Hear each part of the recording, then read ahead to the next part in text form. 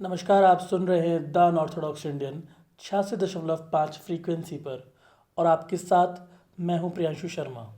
रात के 9 बजे है और समय हो चुका है दिन भर की बड़ी खबरों की ओर रुख करने का। तो आइए चलते हैं आज की पहली खबर की ओर। अंग्रेज़ों के ज़माने के राजद्रोह कानून पर सुप्रीम कोर्ट की सुप्रीम रोक। कहा, कानून की समीक्षा होने तक कोई केस नहीं होगा दर्ज। सुप्रीम कोर्ट ने अपने ऐतिहासिक आदेश में अंग्रेज़ों के ज़माने के राजद्रोह कानून पर अंतरिम रोक लगा दी है।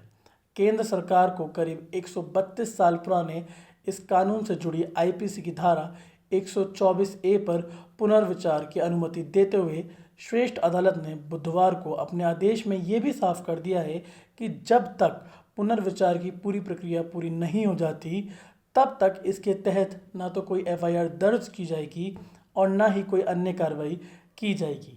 इसके साथ ही उच्चतम न्यायालय ने कहा है कि सरकार धारा 124A के दुरुपयोग रोकने के लिए राज्यों को अतिरिक्त निर्देश जारी कर सकती है। इसका मतलब ये है कि पुनर्विचार की प्रक्रिया पूरे होने तक धारा 124A व्यवहारिक रूप से निष्प्रभावी हो गई है। बढ़ते हैं आज के अगली खबर की ओर। मनी लॉन्ड्रिंग में झारखंड की खनन सचिव पूजा सिंघल गिरफ्तार। झारखंड की खनन उद्योग सचिव पूजा सिंघल को परिवर्तन निदेशालय ने 2 दिनों की लंबी पूछताछ के बाद बुधवार शाम गिरफ्तार कर लिया है।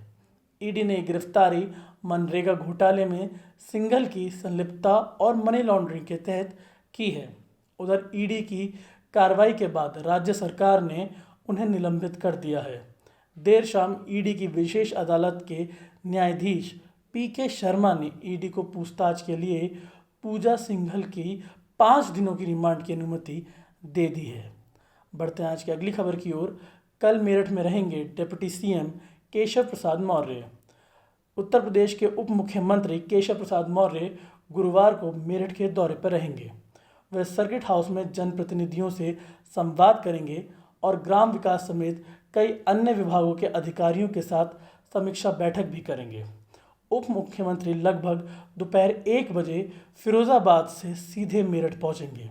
अपनी यात्रा के दौरान वे पत्रकारों से भी वार्ता करेंगे और सरकार की नीतियों की जानकारी देंगे। साथ ही साथ वे भाजपा के कार्यकर्ताओं से भी वार्ता करेंगे।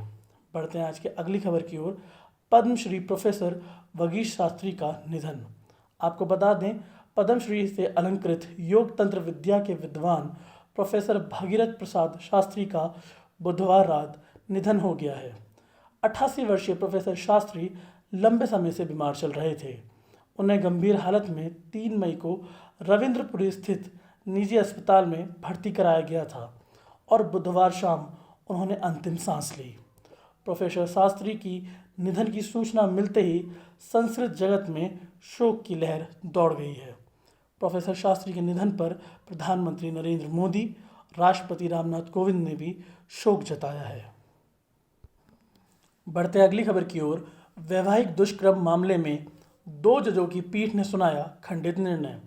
वैवाहिक दुष्कर्म मामले में लंबी सुनवाई के बाद दिल्ली हाईकोर्ट ने बुधवार को बहुप्रतीक्षित निर्णय सुनाया, लेकिन ये फैसला खंडित रहा। न्यायमूर्ति राजीव शकधर ने दुष्कर्म के अपराध से पति को छूट देने वाले प्रावधान को असंवैधानिक बताते हुए इसे खत्म करने का समर्थन किया, लेकिन इसके इतर न्यायमूर्ति श्री हरिशंकर ने शकधर के विचारों से असहमति जताते हुए कहा कि आईपीसी के तहत अपवाद को असंवैधानिक नहीं माना जा सकता है और ये एक समझदार अंतर पर आधारित है। पीठ ने दोनों पक्षों को सुप्रीम कोर्ट में अपील दायर करने की स्वतंत्रता दी है। बढ़ते हैं आज की अगली खबर की ओर, जो कि खेल के क्षेत्र से है, जहां तुर्की में जारी महिला विश्व मुक्केबाजी चैंपियनशिप में शुक्रवार को एक तरफा जीत के साथ भारत की पूजा रानी क्वार्टर फाइनल में प्रवेश कर गई हैं।